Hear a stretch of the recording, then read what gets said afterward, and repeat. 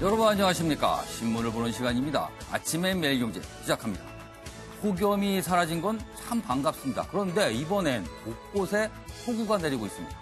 당분간 우산 꼭 챙기고 조심해야겠습니다.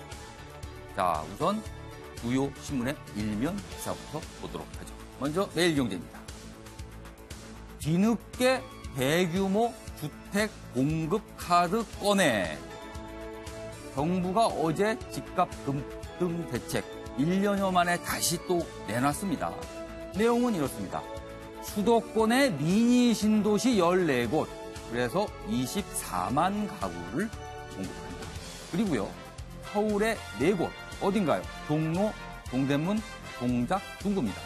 후기 지역으로 추가했습니다. 주제가 들어갑니다. 다음 신문 보죠.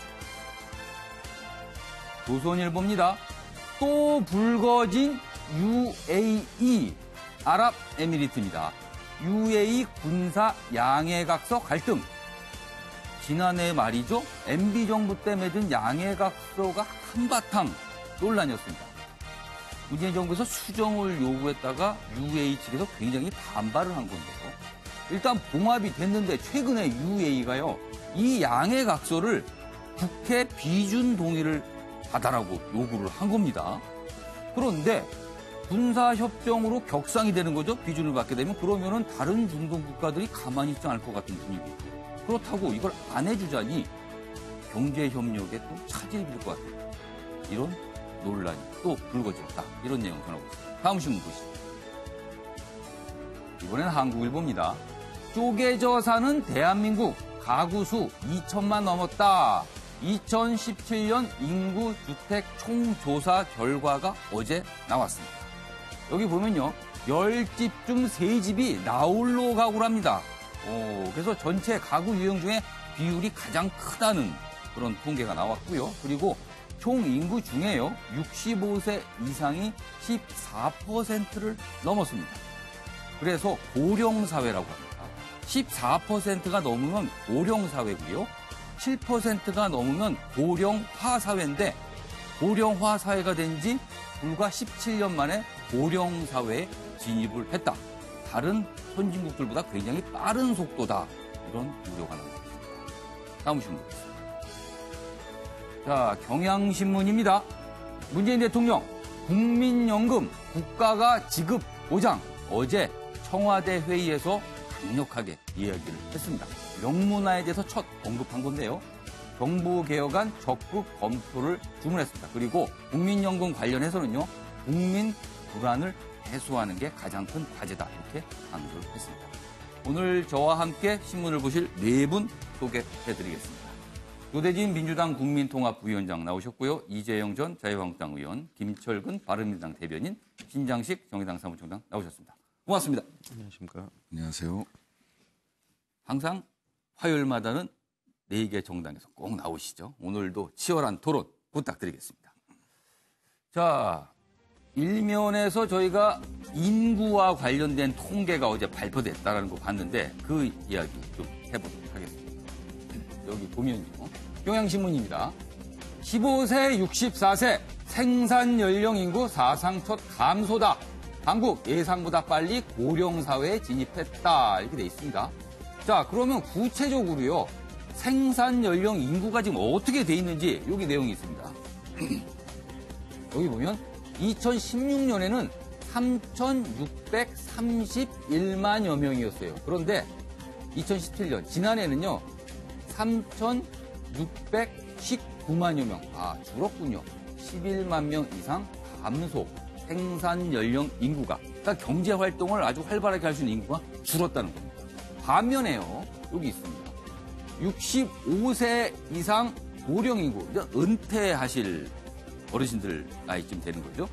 고령 인구는요, 2016년에는 678만 명. 그런데 지난해는요, 여기 있습니다. 712만 명으로 크게 늘었다. 자, 이게 뭐 인구 변화가 생긴 건데요. 이게 문제는 뭐냐면 향후에 경제 활동을 할 인구가 줄어들었다는 이런 측면에서 약간 걱정이 되는 지점입니다. 자, 관련 기사 하나 더 보죠. 한겨레 신문이요. 보건사회연구원 분석을 소개하고 있습니다. 인구 통계와 관련된 내용인데 100년 뒤 인구 2,600만 명으로 절반 뚝. 지금 우리나라 인구는요 5천만 명을 넘어섰거든요. 그런데 100년 뒤에는 반토막이 난다고 이런 전망이 나왔습니다. 고령사회에 맞춤 대책을 이런 필요성이 제기되고 있는데요. 그렇다면 정부는 어떻게 하고 있을까요? 이르면 10월에 종합 대책을 발표할 예정이라고 합니다. 요 화면으로 요 그래프를 좀 봤으면 좋겠습니다. 이게 한눈에 지금 보여주고 있는데요. 맨 위에 빨간색으로 표시되어 있는 게요. 65세 이상 고령 인구들입니다. 고령 인구가 해가 갈수록 늘어나고 있죠, 지금? 드디어 작년 기준으로 우리는 고령 사회에 진입을 했습니다. 14%가 넘었습니다. 반면에요. 생산 연령 15세에서 64세 인구인데 점점 늘어나다가 다시 줄어들었습니다. 그러니까 작년에 처음으로 줄어든 거죠. 이 부분도 굉장히 의미심장한 것 같아요. 그리고요, 더 걱정은요, 여기 있습니다. 0세부터 14세 유소년 인구입니다. 우리 아이들 얘기인데요. 이 아이들이 자라서 어른이 되고 노인이 되는데 이 아이들 인구는요, 1995년에 23% 비중이었는데 점점 줄어들고 있습니다. 그래서 작년에는요, 13.3%까지 줄어들었습니다. 한눈에 보여주는 그래프였습니다.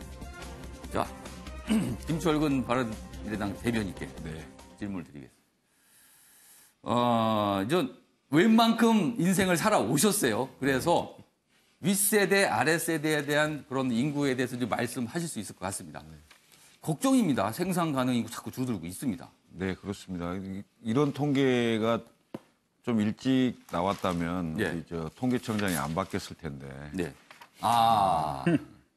이게 한 이틀 차이네요. 왜냐하면 이게 지금 그 고령 사회로 가고 생산 가능 인구가 줄어들었다는 것이 강조될수록 그 실업자 수라든가 아니면 뭐 정부에게 불리한 여러 수치들이 좀 가려졌을 건데 말입니다. 그런 생각이 좀 들고요. 지금 인구가 이렇게 줄어드는 게 굉장히 큰 문제입니다. 큰 문제인데 우선 그 평균 수명이 대단히 급속히 늘어난다는 거죠. 그게 있고요. 그 다음에 출산율이 대단히 내려가 있는 게 문제겠죠. 근데 우리가 지금 저출산 대책으로 굉장히 많은 돈을 쓰고 있거든요. 제가 알기로는 뭐 최근 한 10여 년 사이에 거의 뭐 100조 가까이 쓴 걸로. 100조요? 그렇게 지금 기억을 하고 있는데. 그런데 그 100조는 도대체 어디로 갔는지 알 수가 없을 정도인데 해마다 출산율은 저하하고 있고 OECD 국가 중에서는 거의 최하위 수준인데요. 제가 봤을 때는 그 지자체나 정부, 그다음에 각 부처에 흩어져 있는 그런 대책들을 하나로 좀 모을 필요가 있고요. 그래서 예를 들면 지금 그 아동수당 같은 경우도 지금 이제 막 시작을 했습니다만은 예를 들면 뭐 무상급식, 그다음에 뭐 그 영유아들한테 주는 대책 이런 걸 다 모아서 예를 들어서 아동수당을 좀 대폭 좀 인상을 해서 예를 들면 한 명의 아동이 출산을 하면 0세부터 예를 들면 17세까지 선진국 같은 경우는 아동수당이 있어요. 그래서 뭐 우리 돈으로 대략 한 30만 원에서 50만 원 정도 이렇게 바로 현금으로 지급을 하거든요. 그렇게 되기 때문에 그 확연히 드러나는데 우리는 예를 들면 뭐 영유아 수당, 그다음에 무상급식, 무상 뭐 이렇게 다 쪼개져 있어서 구체적으로 본인한테 어떤 혜택이 오는지 잘 모르고 그다음에 시군별로 예를 들면 어느 군에 가서 출산을 하면 출산 뭐 대책 그 장려금으로 얼마 뭐 이런 식으로 일시적으로 조금씩 주는 거 외에는 그 지속적으로 그게 되지 않기 때문에 사실상 돈은 많이 들어가지만 효과가 없는 대책이지 않느냐 이런 생각이 좀 들고요. 그리고 평균 수명이 늘어나는 것은 좋은 일이죠. 그렇지만 이제 평균 수명이 늘어나면서 사실 65세가 넘더라도 저희가 굉장히 건강합니다. 그렇죠. 건강하십니다. 대부분. 실제로 엄청나게 건강합니다. 이분들이 사실상 재취업을 할 수 있고 사회적 활동을 할 수 있는 그런 공간들을 많이 열어줘야 된다. 이런 생각을 좀 해봅니다. 그렇고 듣고 보니까 지금 64세까지를요. 생산 가능 인구로 분류를 하는데 글쎄요. 어르신분도 굉장히 건강하시거든요. 그렇습니다. 이 나이도 조금 향후에는 조정 가능성이 있지 않을까 하는 생각이 좀 듭니다. 자, 이재용 전 의원께서 이제 현직 의원으로 활동을 하셔서 국회에서도 이런 논의를 좀 과거에 제 기억으로는 저도 이제 현장 취재했던 걸로 아는데 사실은 문제는 인구의 수명이 늘어나는 거. 오래 사시는 거는 그건 자연적인 현상 때문에 어쩔 수가 없어요. 다만 새로운 아이들이 많이 태어나게 하는 방법밖에 없는 거거든요. 자, 그렇다면 많은 분들이 결혼을 해도 아이를 갖는 거를 꺼려하거나 기피하는 현상. 여기에 근본적 해결법이 있을 것 같은데요.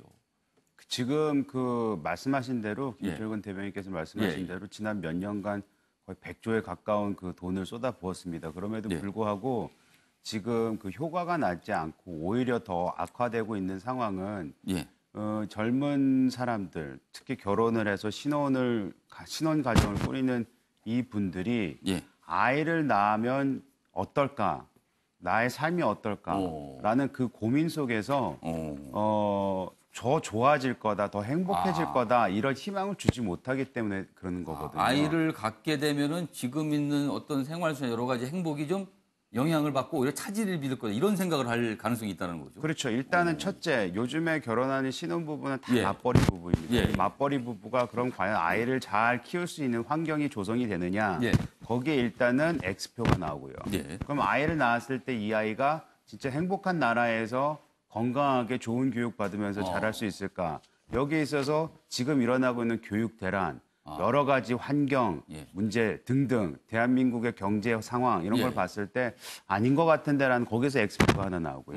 그럼 내가 이 아이를 낳았을 때 그러면 우리가 가정을 꾸려서 좋은 집에서 살 수 있을까? 부동산 정책 보면 아시겠지만 거기에 대해서도 X표가 나오고요. 여러 가지로 보았을 때 X표가 계속 나오고 있고요. 저는 또 근본적인 문제 중에 하나가 이건 저는 극히 개인적인 생각인데 우리가 올라갈 수 있는 사다리 여기가 꽉 막혀 있어요. 이 꽉 막혀 있는 부분이 물론 계층 간의 문제도 있다고 생각을 하지만 전 그 세대에서 온다고 생각을 하거든요. 지금 사회 지도자들을 보면은 정치권에서도 지금 그런 바람이 불러이루고 있지만 다 나이 드신 굉장히 큰 선배님들이 오셔가지고 자리를 꽉 붙잡고 놓지 않고 계세요. 이런데 데리고 나와봤자 우리한테 무슨 젊은 사람들한테 희망이 있을까? 이런 사회, 이런 움직임 속에서 저는 아이를 낳아봤자 내가 무슨 도움이 될까?